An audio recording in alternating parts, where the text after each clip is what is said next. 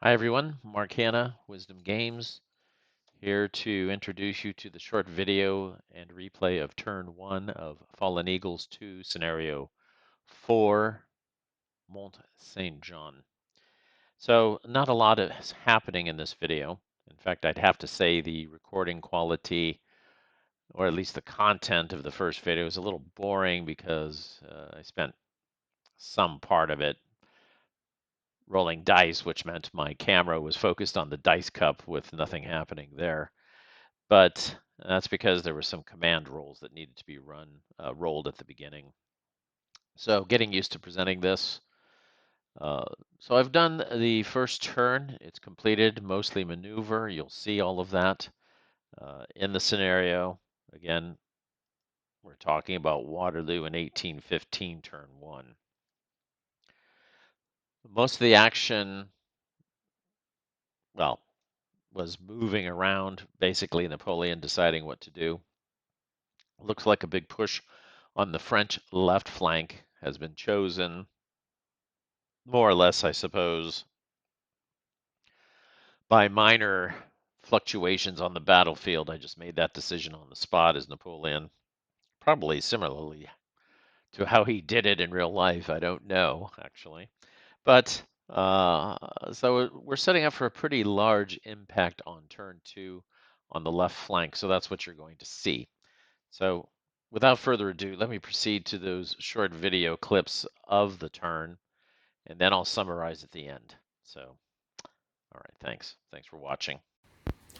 All right, hello people. Here we are doing the first game turn, 11 a.m. And we've done the orders phase, following the sequence of play. Here it is. Can't really get it in the camera due to the tripod here. I've got a mini tripod I've got this camera sitting on. All right, so we'll go ahead and do the initiative phase. Each side makes a die roll. The side obtaining the lowest die roll decides which side will start with the first activation. In the case of a tie, re-roll. All right, so French get a -2 on this. And as you can see, the French have the lower die roll because of that. So they get to decide who will go first. So that's an interesting idea. I think we will make the Allies go first. It seems sensible to make the enemy side go first in this game. So let's give that a try. All right, so that means that the Allies need to decide who might start. And a likely candidate looks like to be orange over here. We can't issue any new orders to orange. So if we activate his guy,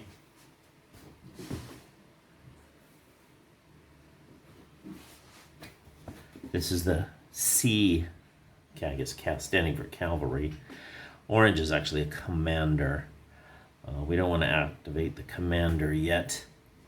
So yeah, Uxbridge over here.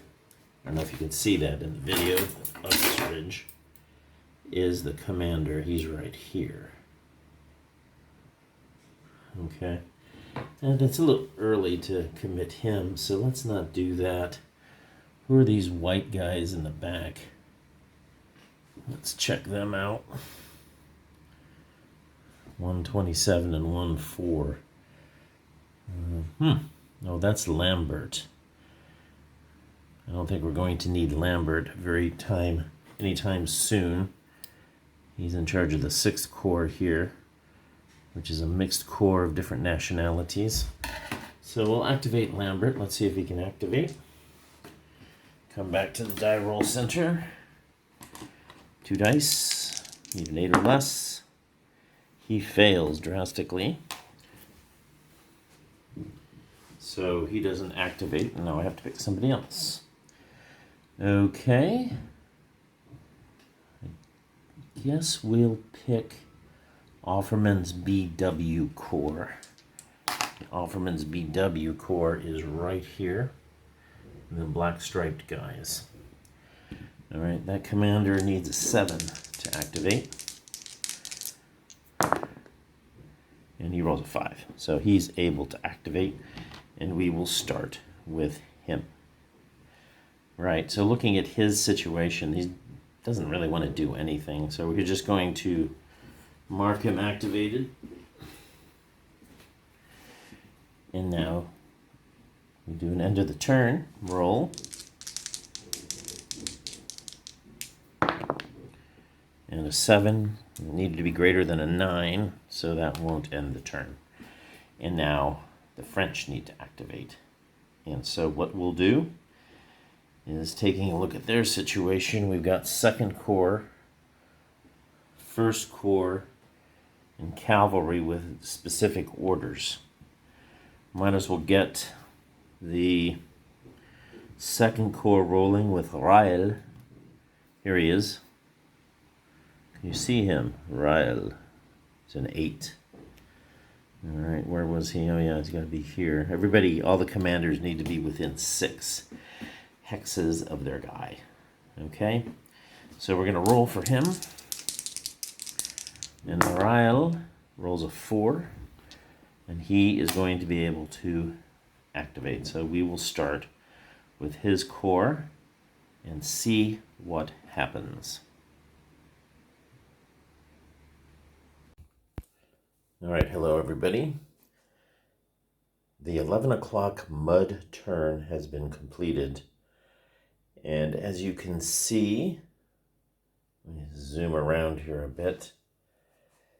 The French have moved up their cavalry force up this road heading this way, while the 2nd Corps is approaching Hougoumont here.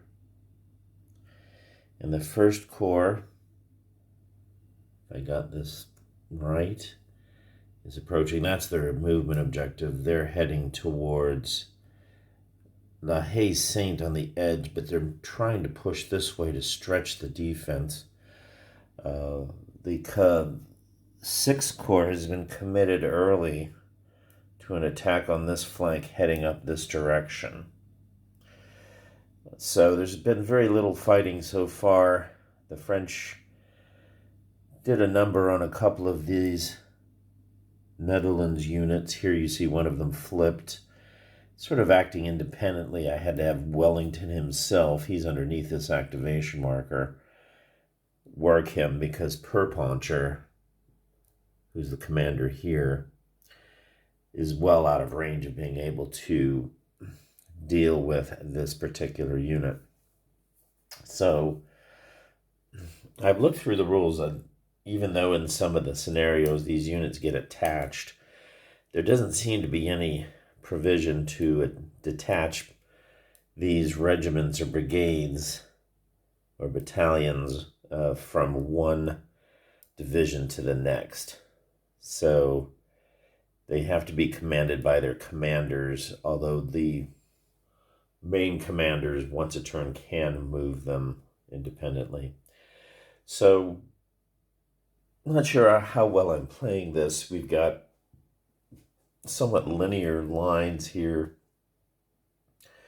not clumping them up. I don't have any reserve battalions, for example, for the 2nd Corps. They're just going to be marching in on this stuff. There hasn't been much artillery fire, just a couple of shots here and there. I think this guy's shot over here didn't do anything. Some shots were taken by the French here to drive back these Netherlanders. There's no line of sight here. These gardens block line of sight, if I understand the terrain effects chart correctly. And I should take a look at that. Here we go. Terrain effects chart, gardens, terrain. Oh no, it doesn't actually block line of sight, but it is +1 per hex crossed. So And of course, the infantry can't shoot. But I couldn't. These artillery here had moved up on defense orders. You can move one hex. So there'll be some action here as the French try to loop around this way and the cavalry attacks and the Sixth Corps meets these guys who are attacking this way. So a lot of preparatory action for the first game turn 11. Um, After that, we shall see the the movement of the French towards the left will cause Wellington to react to that. The board edge kind of runs out here, so it's going to be hard to flank this, but these units will be hit hard, and it looks like we'll need to move these Brunswick units, BW. Not sure what that stands for. I'd have to look on the nationalities chart. These are the unit types. Yeah, BW is Brunswick, so there'll be some thick fighting around here. Also including for the Huguenots, so expect to see some interesting action there. So that's it. You see all the activations have been done, including special strategic movement for those that could move after the game turn ended. There was quite a few turns actually for turn 11, even though I rolled the start of the end of the turn quite early. There's quite a few activations before the final turn ending was rolled. So we'll start the next turn 12, and there won't be any mud. And we'll see what new cards come up. As I mentioned to you before, using the CDG solo system to reveal tactical cards, the French have the cavalry card here, and there's a no surrender card that will help protect any encircled units of the Anglo-Allied army. Anglo-Allied army. Try getting mealy-mouthed here. It's really early in the morning, so my apologies for that. Okay, that's a wrap for this turn. Right, everyone. So I'm back at the end of the first turn, including the special strategic move. One thing to not forget is that any of these leaders that's not marked with an activation 2 marker, actually it looks like that one here just didn't get flipped. But if it's not marked, it means you do get to have one last move as long as you don't move within 4 hexes of the enemy. So this sort of allowed the French to pin down some of the British units that didn't move a second time, and they really decided not to move very much. The French did move their 6th Corps a second time, as you can see here. So these are the final positions. So what's happening is you're going to see the French attacking this way with the 2nd Corps. The 1st Corps is going to be attacking in this direction. The 6th Corps here has been set to move up to this position and attack. They'll be given new orders once they get to that position. Ney's over there to give a order when necessary. This French cavalry is set to attack this direction. And what's happening, of course, as I mentioned to you before, the Anglo-Allied units, this division here is going to be pushing that way. Oh, horrible color. Horrible color. So there's going to be a clash right around here, and I'll be focusing a lot of my efforts on that flank. So let's take a closer look at the flank. Clear out this mess here. Let's see, where is the undo there? Clear the drawing. Okay. So this gives a much more interesting close-up of the situation, showing the Coldstream Guards, I think, here in Hougoumont. The French cavalry is coming up. That's the black bar guys. These beige ones are the 6th Corps. They're going that way. These have been ordered to attack that way. All right, maybe I could put a spotlight on this to make it more interesting. Yeah, here we go. So there should be a spotlight here. Oh, I'm not so sure that's what I want to do. Uh, Getting used to this, guys. So it's quite fun. Thanks for your patience while I become someone with a little more expertise on handling this presentation. So anyway, you saw the lines of attack here. I'll be looking to provide you with some detailed combat action so you can see some actual results of, of the combat roles as I get into this situation. It's going to be interesting. I'm not really sure how effective these cavalry are in this game. Waterloo was one of the last battles of the old school where the cavalry didn't actually succeed very well on the battlefield. And in fact, through the rest of the 1800s, cavalry pretty much became subordinate to infantry. As we saw by the time of the Civil War in the 1860s, cavalry was really only used for flanking movements, and any fighting was done dismounted from the horses. So cavalry charges with sabers were pretty much gone by then. So we'll see if we can do anything with this cavalry.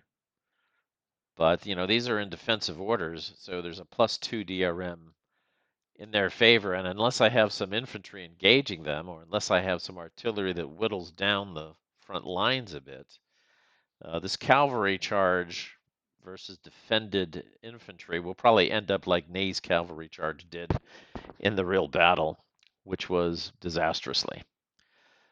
So we'll see. We shall see. I'm looking forward to this attack on Hougoumont. We'll see just how well prepared they are. Actually, the British don't look like they're in good shape. They spent too much time messing around, so now these guys are sitting out by themselves. However, as I mentioned to you before, the 2nd Corps is kind of spread out. I'm not used to playing this game, and I have played some other scenarios, and it's not uncommon for whole stacks to start routing away after they get a bad result against them. So you've got some artillery in here, you've got some strong infantry in here. They'll be shooting back out as the French try to attack in, try to melee this fortified farm, which is really quite difficult. So one thing I will point out is that the French will probably try in this case, if they can win the initiative, they'll want to go first at this point.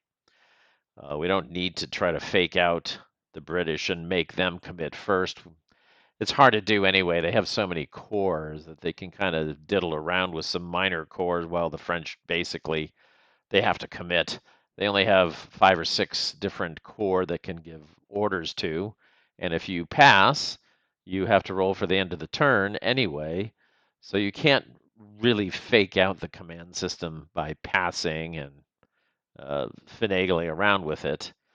Uh, every chance you take, there's a chance that the turn is going to end, and if turns end, then no progress can be made. So, in a nutshell, that's the situation. Looking forward to playing this out, and we'll see what happens next. So, thanks for paying attention to this. Look, I'm not getting a lot of comments on this. Please feel free to comment here.